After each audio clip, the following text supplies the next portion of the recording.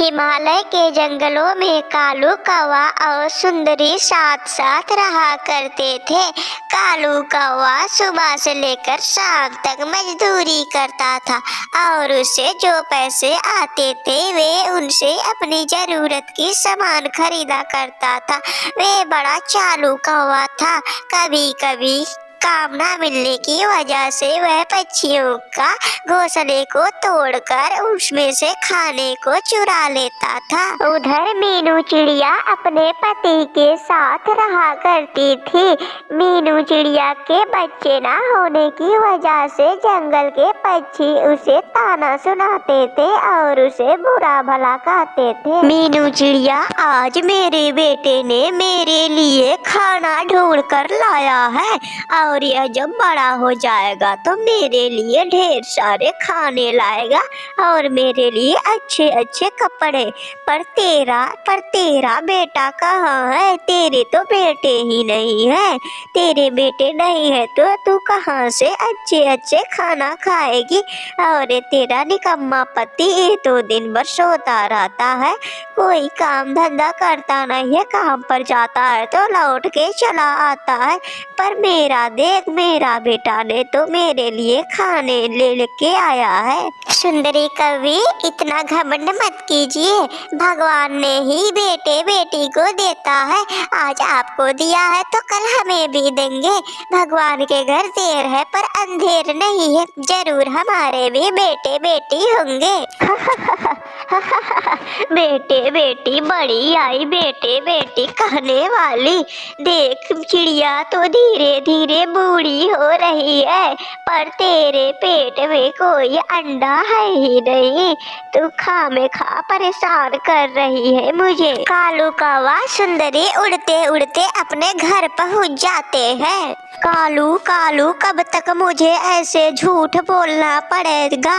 एक खाना तो तेरे चोरी का था, लेकिन मैंने अपने बेटे का नाम लगाकर मीनू चिड़िया को कह दिया। लेकिन हमें कब तक ऐसे ही चोरी का खाना खाना पड़ेगा? वैसे तो कोई काम करता नहीं है, बस पक्षियों के घोंसले से खाने को चुरा के लाकर हमारा पेट भरता है। सुंदरी नाराज मत हो, मुझे बहुत बड़ा काम मिला है। पास वाले शहर में मुझे एक कारखाने में काम मिला है। अब मैं रोज उस कारखाने में काम करूंगा तो मैं मेहनत का काम करूंगा और मुझे ढेर सारे पैसे मिलेंगे। वहीं दूसरी तरफ मिट्टू तोता अनार के पेड़ पर बैठकर अनार खा रहा था। तभी उड़ते हुए कबूतर वहां आ जाता है। अरे मिट्टू भाई, अकेले अकेले सारे अनार खा जाओगे क्या? कभी अपने दोस्त चिंटू कबूतर को भी पूछ लिया कर। मैंने पिछली बार मेरे खेत में मकई हुई तो मैं तेरे घर तुझे बुलाकर 1 किलो मकई तुझे दिया था। पर आज तू तो मुझे पूछना क्या, मुझे भूल ही गया है। नहीं नहीं चिंटू कबूतर, मैं आपको नहीं भूला हूँ। मैं बहुत दिनों बाद अपने बाग में आया तो देखा कि पेड़ों पर अनार लगे हुए हैं। बस मैं देखा कुछ अनार पके हुए थे तो मैंने कहा चलता हूँ, इसका स्वाद देखता हूँ, इसका स्वाद कैसा है। तो ठीक है मीठू कबूतर, आपने तो अब स्वाद देख लिया, लाइए मुझे भी दीजिए, मैं भी तो जरा देखूं कि इसका स्वाद कैसा है। और मैं अपनी पत्नी के लिए जरूर से लेके जाऊंगा, मुझे थोड़ा ज्यादा तोड़ कर देना। देख कालू, घर में सारा अनाज खत्म हो गया है, बरसात का मौसम शुरू होने वाला है। मेरा बेटा देख कितना पतला हो रहा है। मेरा बेटा आज से ऐसा नहीं था, लेकिन मैं देख रही हूँ दिन प्रतिदिन मेरा बेटा कमजोर होते जा रहा है। देख कालू, कुछ पोषण वाली चीज ला, मेरा बेटा जल्दी से मोटा तगड़ा हो जाए। ठीक है सुंदरी, मैं जा रहा हूँ, लेकिन मैं चोरी से ही लाऊंगा क्योंकि मेरे पास भी कोई पैसा वैसा है नहीं। मेरा ऑफिस अभी 3-4 दिनों में खुलेगा, तब तक तो मैं घर ही बैठा हूँ। जा रहा हूँ, देखूंगा किसी पक्षी के खाने होंगे तो मैं उन्हें चुरा लाऊंगा। कालू कौवा भोजन की तलाश में निकल जाता है। बहुत देर हो जाती है लेकिन कालू कौवा को कुछ दिखाई नहीं देता। अचानक उसे पेड़ पर बैठे मिट्ठू तोता और कबूतर दिखाई देते हैं। वह उनके पास जाता है। मिट्ठू तोते, मुझसे पूछे बगैर तूने इस पेड़ से अनार कैसे तोड़े? मेरी इजाजत से यहाँ जंगल में कोई पत्ता नहीं हिलता, पर तूने ऐसा गलत काम कैसे किया? देख कालू, ये मेरी बाग है, मेरा फल है, मेरा जंगल है। जब मेरा मन करेगा मैं तब तोड़ू। तू होता कौन है मुझे रोकने वाला? देख मिट्ठू, ज्यादा चपड़ चपड़ मुझसे बातें मत कर, नहीं तो मुझे गुस्सा आ जाएगा। जो तेरी ये चोंच दिख रही है ना, जो कैंची की तरह चल रही है, उसे अभी मैं तोड़ दूंगा। सीधी तरह कहता हूँ कि इस जंगल से तू चला जा। ये पेड़ मेरा है, आज से मेरा पेड़ हुआ, आज से ये सारे फल भी मेरे हुए। चिंटू कबूतर मिट्ठू तोता डर जाते हैं और वे दोनों अपना पेड़ छोड़कर चले जाते हैं। अरे कालू, कहाँ से लाया इतने मीठे अनार? मैंने तो आज तक पूरे जंगल से इतने मीठे अनार कभी खाया ही नहीं, पर तू कहाँ से इतना मीठा अनार लाया है? सुंदरी, मैं तुझे क्या बताऊं, मुझे उड़ते उड़ते मुझे बहुत देर हो गई थी, लेकिन मुझे कोई खाना नहीं मिला तो मैं आराम करने के लिए एक पेड़ पर बैठ गया। जब मैंने देखा कि वहाँ पर चिंटू कबूतर और मिट्ठू तोता आपस में अनार खा रहे थे। वे अनार का पेड़ चिंटू कबूतर के दोस्त मिट्ठू का था। मैंने उससे डरा धमकाकर उसे भगा दिया और उनके पेड़ से अनार को तोड़कर अपने घर लाया। अरे कालू, ये तो बहुत अच्छी बात है। जंगल में बादल छा रहे हैं, बरसात का मौसम शुरू होने वाला है। अब तो हमें अनाज ढूंढने की जरूरत नहीं पड़ेगी। तब हम लोग रोज वहाँ से फल को तोड़कर अपना पेट भरेंगे। कालू जी, ऐसा कीजिए कि सारे फल आज ही तोड़ लाइए और उन्हें हम अपने घर में रख दे। कहीं चील की नजर उस पर पड़ गई तो चील सारे अनार को तोड़कर अपने बेटे के लिए लेके जाएगा। उधर मीनू चिड़िया बेचारी फूलों के बगीचे में बैठकर रो रही थी। तभी उसके आंसू एक गुलाब के फूल पर गिरते हैं और वे गुलाब का फूल बोलने लगता है। चिड़िया चिड़िया, तुम रो क्यों रही हो? चिड़िया, ऐसे रो मत, इतनी सुंदर हो तुम रोते हुए बिल्कुल अच्छी नहीं लगती। मैं एक जादुई फूल हूँ। बताओ बताओ क्या समस्या है तुमको, बताओ मुझे। फूल जी, मैं आपको क्या बताऊँ, जंगल के सभी पक्षी मेरा मजाक उड़ाते हैं और मुझे भला बुरा कहते हैं कि तेरे बच्चे नहीं हो रहे हैं, तू बहुत ही खराब चिड़िया है। सुंदरी भी मेरा मजाक उड़ाती है, कहती है कि चिड़िया अब तू बूढ़ी हो जा रही है, अब तेरे बच्चे नहीं होंगे।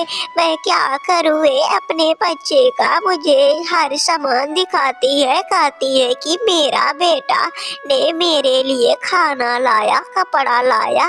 फूल जी, मैं क्या करूँ? मुझे सारे बच्चे मुझे भला बुरा कहते हैं। चिड़िया, तुम चिंता मत करो, मैं तुम्हें एक उपाय बताता हूँ। चिड़िया, ऐसा करो कि अब की बार छठ जल्दी ही आने वाली है, तुम सारे सामान को जुटा लो और अब की बार तुम छठ माता की पूजा करो।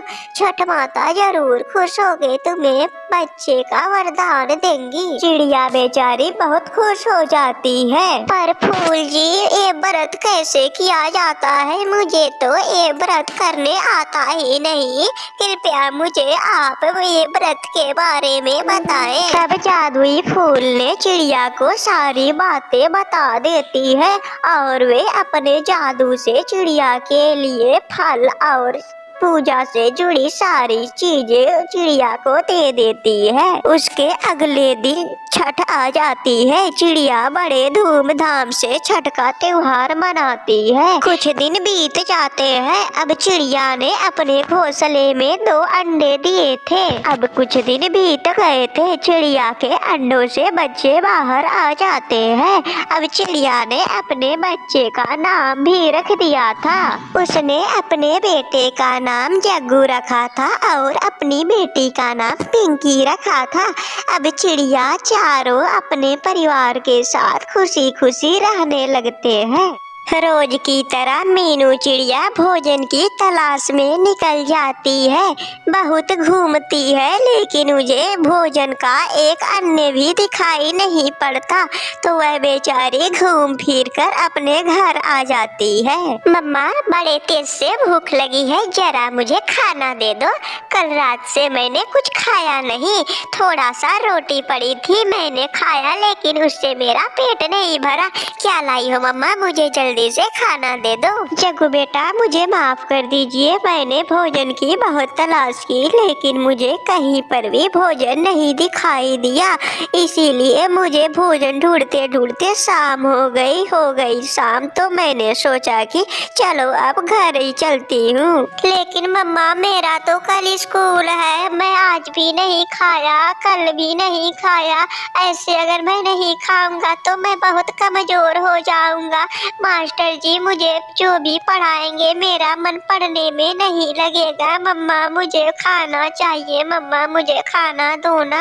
यह सुनकर मीनू चिड़िया दोबारा भोजन की तलाश में निकल जाती है और वह कालू के घर पहुंच जाती है। सुंदरी बहन, मुझे आपसे जरा काम था। सुंदरी बहन, मुझे उधारी में कुछ खाना दे दीजिए। मेरा बेटा बड़े दिनों से भूखा है, उसके पेट दर्द कर रहा है भूख की वजह से।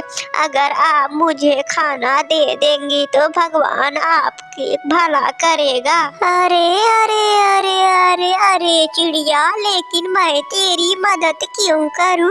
पिछली बार तूने मुझे चील से मार पड़ाई थी, आज आई है मुझसे खाना मांगने। मैं ना करूंगी तेरी मदद। वैसे भी मैं क्यों तेरी मदद करूं? मैं और मेरे पति कालू, हम दोनों तो दूसरे के घोंसले से खाना चुरा कर लाते हैं, पर मैं तुझे वो खाना क्यों दूं? देखिए सुंदरी, भगवान के लिए मुझे खाना दे दीजिए। अगर मेरे बेटे को टाइम से खाना नहीं मिला तो वह मर जाएगा। सुंदरी, मुझे खाना दे दो। देख चिड़िया, चुपचाप तू यहाँ से चली जा, मेरा दिमाग मत घुमा। वैसे भी आज सुबह से मेरा कुछ दिमाग ठीक नहीं है। जल्दी से तू यहाँ से चली जा, इसी में तेरी भलाई है। चिड़िया बेचारी वहाँ से उड़ जाती है और वह खाने की तलाश में इधर उधर भटकती है। कुछ देर हो जाती है लेकिन चिड़िया को कोई खाना नहीं मिलता, तो वह एक पेड़ पर बैठ जाती है। तभी वहाँ लाडो चिड़िया आती है। मीनू चिड़िया, रोइए मत, क्या हुआ? आप यहाँ ऐसे रो क्यों रही है, मुझे बताओ। मीनू चिड़िया, लाडो चिड़िया, मेरे बेटे की भूख से हालत खराब है। उसने ना कल खाया ना आज खाया। मैं भोजन की तलाश में गई थी लेकिन मुझे कहीं पर भोजन नहीं मिला, इसीलिए मैं परेशान होकर यहीं बैठी हूँ। मैंने सुंदरी के यहाँ गया था लेकिन सुंदरी ने मुझे डांट कर अपने घर से बाहर निकाल दिया। मीनू चिड़िया, बस इतनी सी बात, आपने मुझे याद क्यों नहीं किया? क्या आप मुझे भूल गई है? पिछले साल आपने मेरी मदद की थी। जब बरसात का मौसम था तब कोई पक्षी मुझे पूछ नहीं रहे थे। मैं भूख से सबके यहाँ गिड़गिड़ा रही थी लेकिन मुझे कोई खाना नहीं दिया, लेकिन आपने अपने घर से मुझे खाना दिया था। मीनू चिड़िया, अब मैं आपकी जरूर मदद करूंगी। मुझे भी तो अपना एहसान चुकाना था ना। मेरे बाग में कुछ फल पड़े हुए हैं। चलिए आप मेरे बाग से कुछ फल ले लीजिए। वैसे भी मैं फल को बेचने वाली थी, चलिए मैं आपको कुछ फल दे देती हूँ। मीनू चिड़िया लाडो चिड़िया के बाग में जाती है और वहाँ से फल को तोड़ लेती है। मीनू चिड़िया उन फल को लेकर अपने घर आ जाती है। मम्मा, ये तो बड़े मीठे मीठे स्वादिष्ट फल है, आपको ये कहाँ से मिला? कल तो आपको कोई खाना नहीं मिला, लेकिन आज आपको इतने मीठे रसीले फल कहाँ से मिल गए? बेटा, पिछले साल जो मैंने आपकी लाडो आंटी की मदद की थी ना, उन्हीं ने हमें अपने बाग से एक फल तोड़ कर दिया और उन्होंने कहा था जब भी हमें उनकी जरूरत पड़े तो हम उन्हें याद करें। दोस्तों, अगर ये स्टोरी आपको पसंद आई हो तो प्लीज हमारे चैनल को लाइक कीजिए, सब्सक्राइब कीजिए, बेल आइकन को जोर से दबाइए ताकि हमारी वीडियो आप तक पहुंच सके। और हाँ दोस्तों, वीडियो के कमेंट बॉक्स में हमें बताइए कि आपको ये वीडियो कैसी लगी।